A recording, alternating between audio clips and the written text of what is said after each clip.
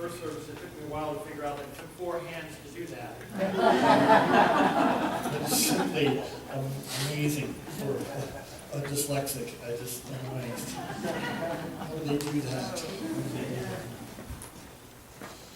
Life-changing factor number 3 in terms of hope is to refocus on the future. So that's what we're going to talk about this morning. We've been taking time to look at 7 factors last week.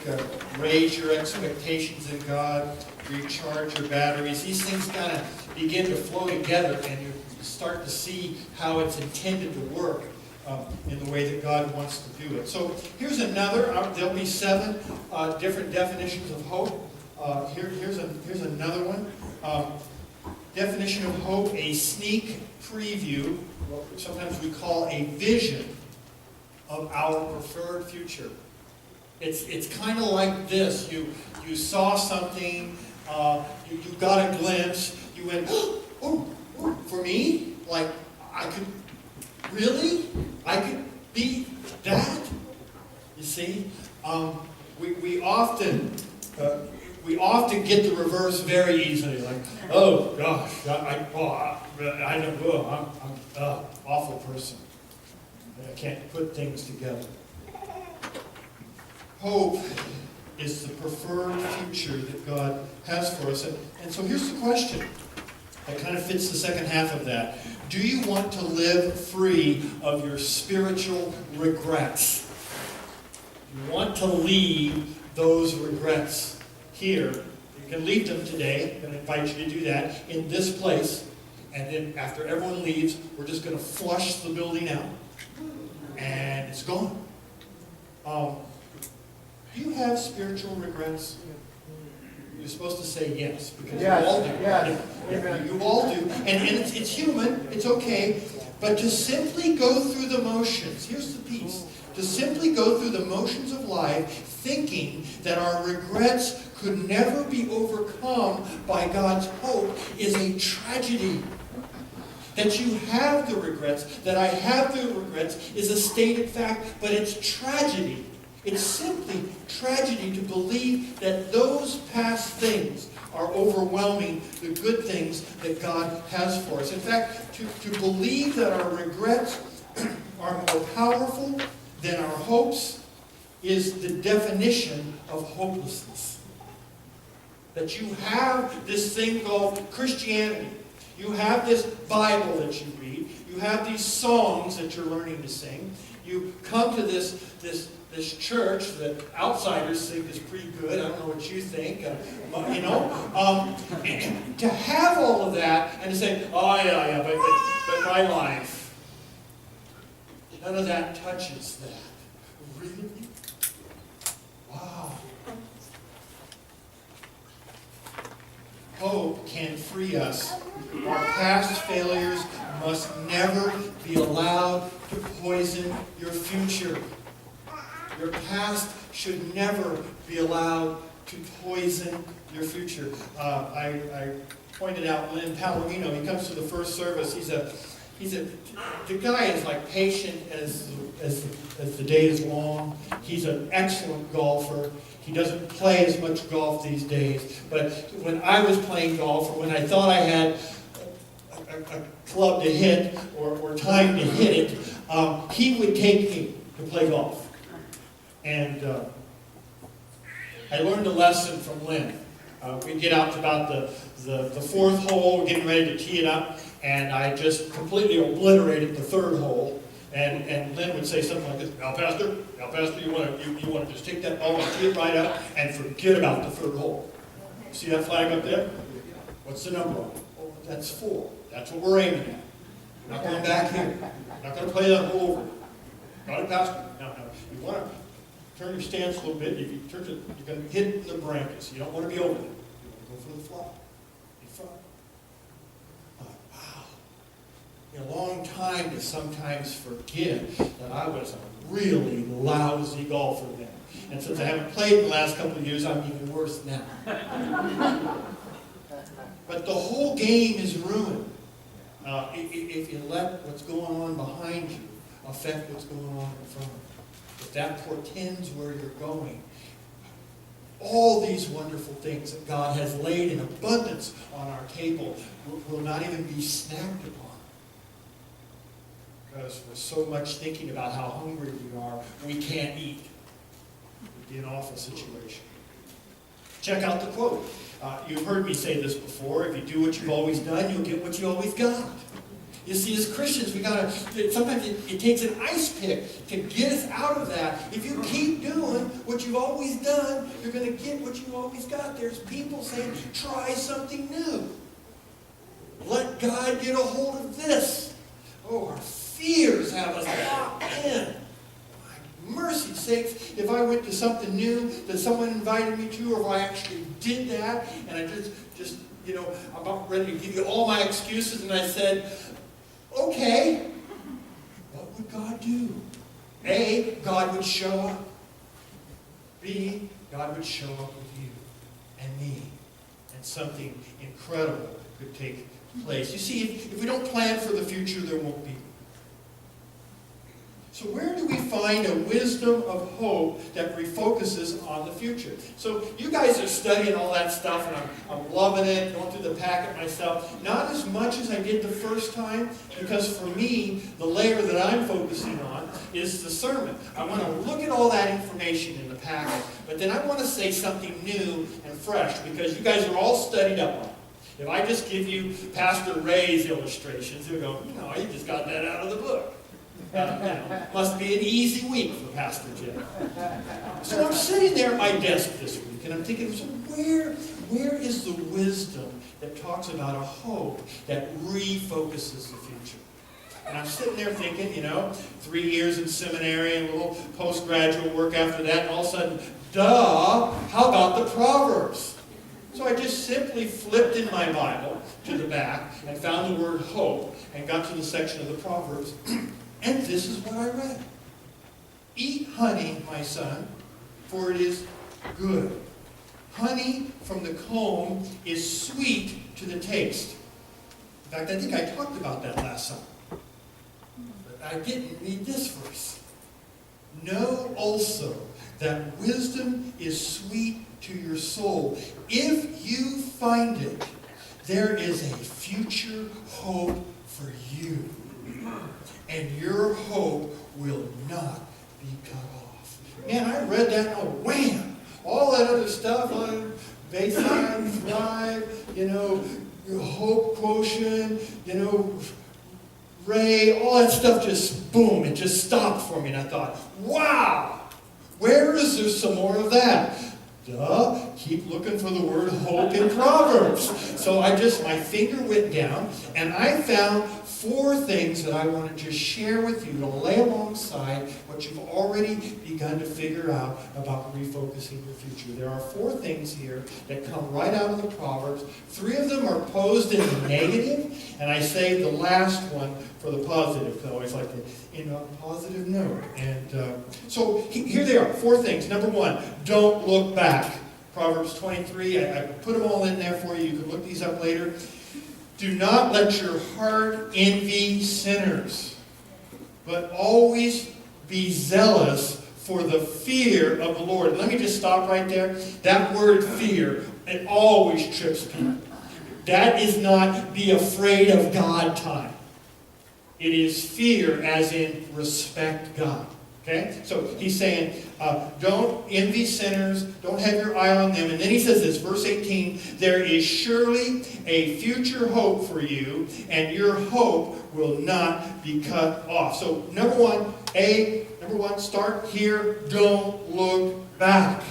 It is tempting to look to others and how they're doing, and we do this in 2 ways. We find some monumental Christian that's just out of this world, so good that it makes me just...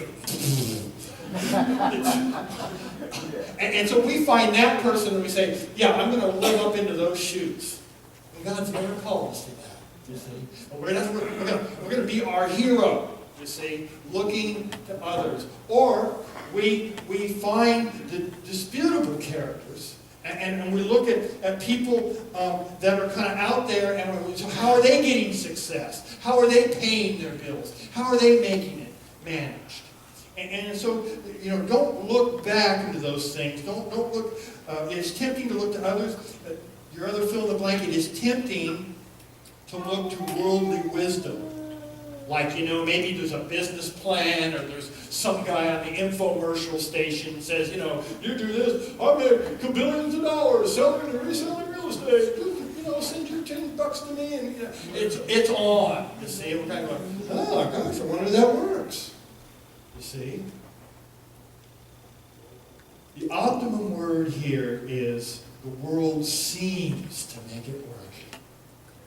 And when our eyes rove to some other source that's going to give us a little hope, polish the apple, help us to succeed, we're already in the wrong place. Appearances are deceiving.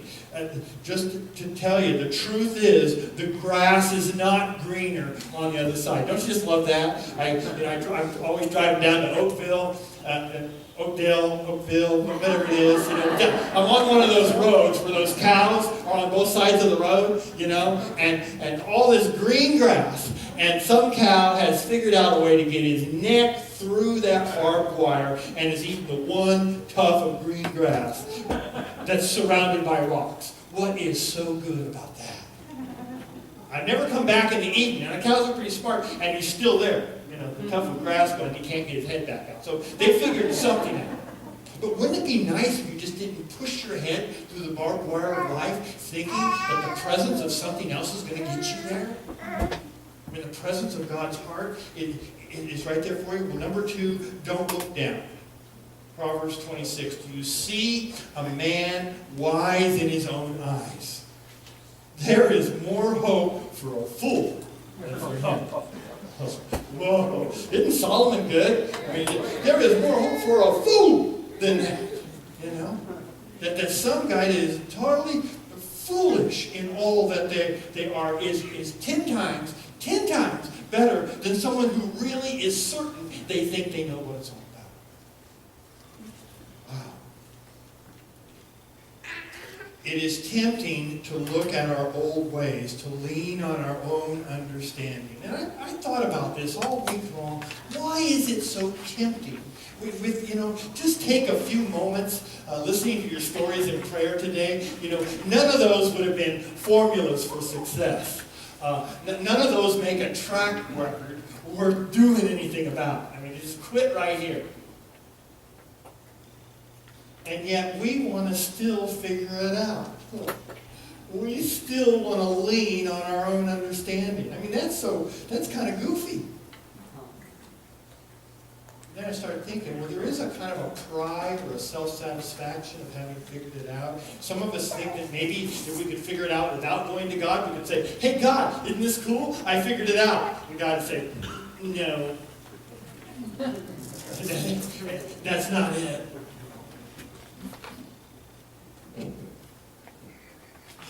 We are a culture that is fastly coming to the point where we have to know it all.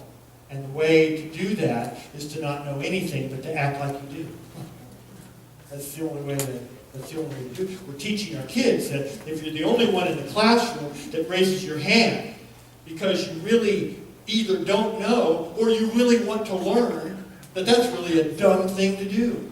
But if you're concerned about your children and your grandchildren, asking the pertinent questions of life. Let me just tell you this right here, right now. You better be seen as a mom and dad or a grandma and grandpa that asks questions of people in authority in their presence. Don't be a know-it-all. If you model that behavior, that's where they learn. A little humility works here. In fact, the exercise, maybe the exercise, circle this, the exercise for you this week is to do a little tabulation. How often do I ask questions of things that I don't know about? How free am I to just humbly let myself ask some questions and appear not to know something so that I might show my children or the people around me or my spouse that I am still a lifetime learner? Because the only alternative is to be a lifetime know-it-all. And we just know that's not true about ourselves or our spouse or our children, but aren't we going to just keep acting like that? Wow. It's tempting to go back to our old ways. Number 3, don't quit looking. I love this proverb. Hope deferred makes a heart sick, but a longing fulfilled is a tree of life. It's maybe one of my favorite proverbs. Wow. Hope. Defer. We defer hope when we've looked at others and we've looked at ourselves and we said, nah, I tried it, Pastor Jeff. Doesn't work. I did everything this week. And by the way, those were the 2 things you're not supposed to do. But that's what you ran out and did Monday morning. So now it's Tuesday morning and you're ready to quit. Because you did what I asked you not to do. Keep thinking. Okay. Don't quit. It's tempting to give up a hope for the future. Because as I said earlier, many of us have convinced ourselves it's too late for me. Some form of it's too late for me. Or you just don't know. You're right. I don't know, but God does. And God says it's not too late for you. Someone gives you, I'm amazed at Christians with bulletproof protection from suggestions. Well, have you got into that group with those folks and let them work with you a little bit? Oh no, that wouldn't work for me. I've since learned. I used to say, well, why not? Oh boy, big fish, small hook. I mean, if someone wants to discount great advice and the possibility of you just have to let them go. Because they'll form some kind of opinion, they'll give you some kind of excuse, and the fact that I'm even sitting in a room listening to all those excuses is tantamount to, oh yeah, you are a poor, worthless thing. Guess God doesn't work for you. Shucks.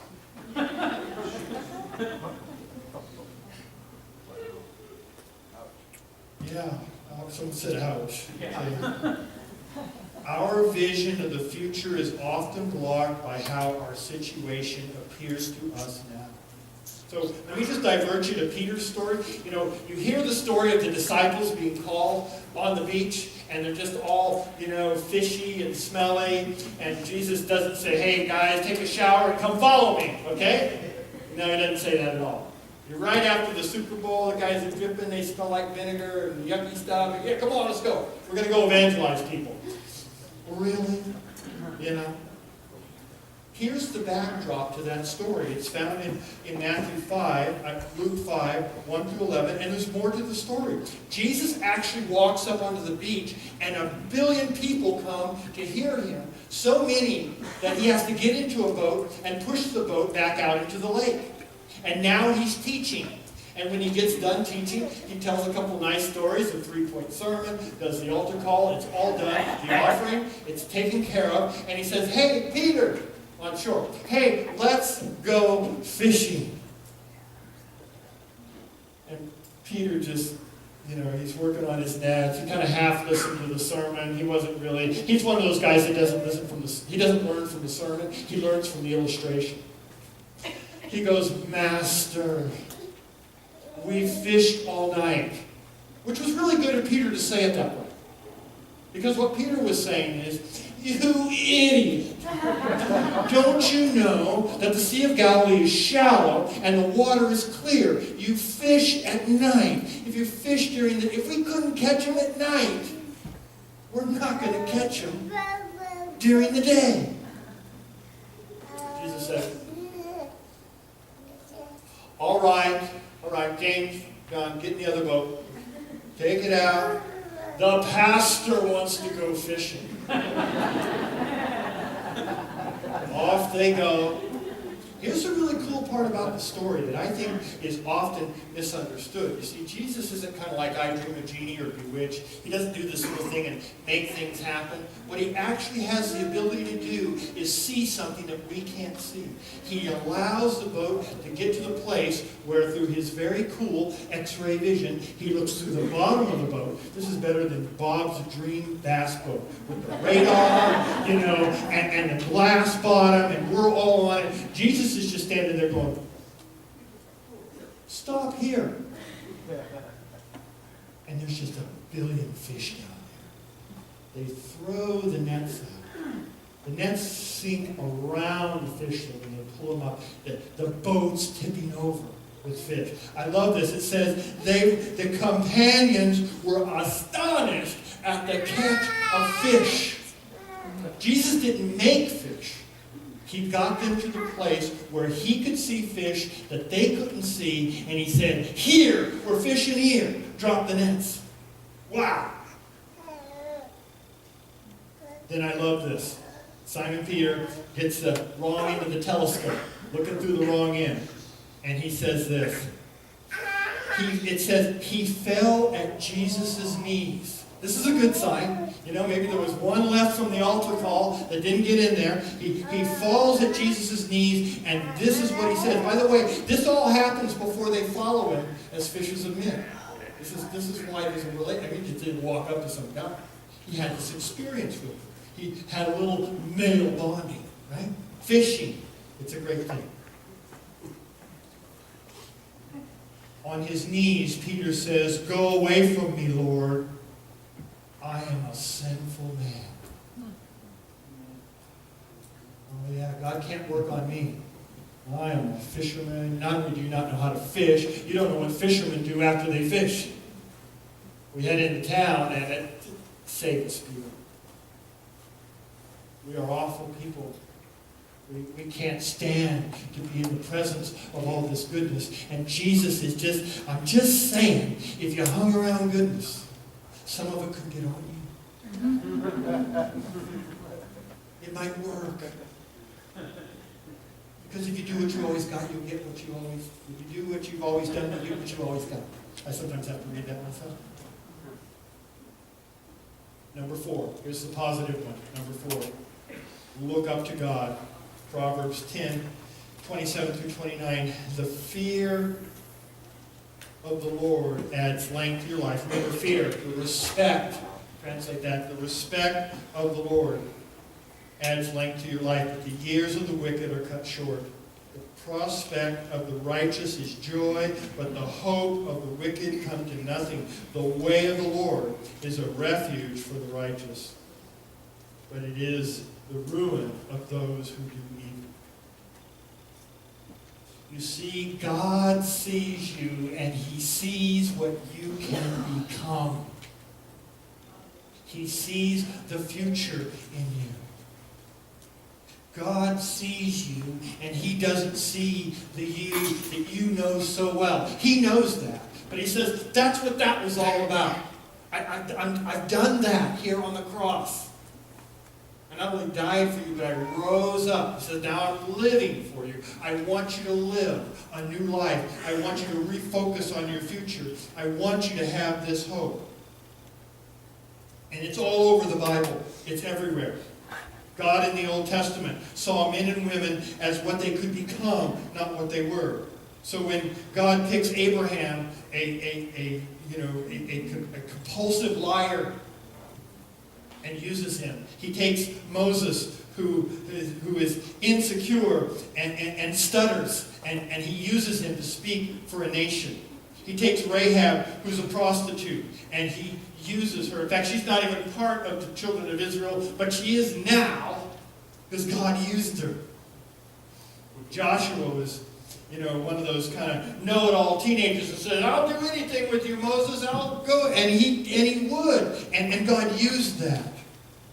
He used Deborah, the judge, who was a powerful warrior, and she allowed her skills to be used for God. She used Ruth, another foreigner. He picked Samuel, who was just kind of dropped off at the temple. picked David, who was a 12-year-old junior high king. He picked Esther, who was a beauty queen and should have known nothing about saving, saving enough cold cream for the next day. He says, if I perish, I perish. I've got to do this God thing. If God said, I'm more than a beauty queen. I'm more than Miss Persia. God's got his hands on me to do what God wants to do. Well, the application is the most important question that you can ask, and that is, how do I become what it is that God wants me to become? That's the question. What can I become? Not where are you at now? Where are you saddled? People who ask the question, what can I become, are extraordinary people. They do not let the past dictate the future. They come forward, they ask questions like this, what can this become? I'm challenging you now, the thing you've been trying to avoid for this last hour that you walked in here with, that you're going to run into on Monday morning, or maybe before the end of the service today, can you say, what can that become if God wants to use it? Who can this person become in my life? What can this marriage become? What can this job become? What can this church become? We saw this last week. I'm going to frame it in the positive instead of the negative. Where there is faith in the future, there is power in the present. If you're needing power for today, you've got to believe in God's future for you and this church and this place. Orthodox Christianity has a whole series of traditional Hasidic tales that talk about rabbis that get themselves in all kinds of trouble and things go on in their lives.